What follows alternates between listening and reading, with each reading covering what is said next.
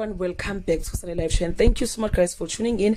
I'm here to update you of what's going to happen on Sibongile and The Dlaminis.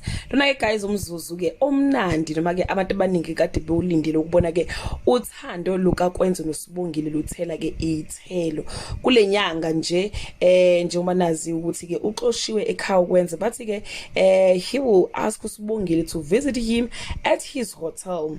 uSibongile will visit him bese yamcela ukuthi hayibo Kwenzo ngiyacela ukuthi ubuyele ekhaya uzozehlisa ukhulumeke nabazali ukuze ukwazi nokuqhubeka nempilo, kodwa ke uKwenzo angeke akwenze lokho. Kunalokho uzoconvince ke uSibongile ukuthi ke umthanda kangakanani. Bathi ke Kwenzo and Sibongile prove that they have chosen each other.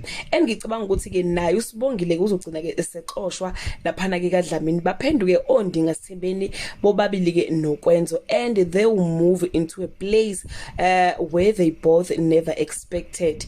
Being cut financially forced Kwenzo to break into his own penthouse. Kushuthi guys kunezinto ke ayifunayo ke uKwenzo laphana ke endlini yakhe, so guys uzoqhekeza angene ngaphakathi. Bathi ke ubabu wakhe ke will deal with him ngendlela enzima kakhulu.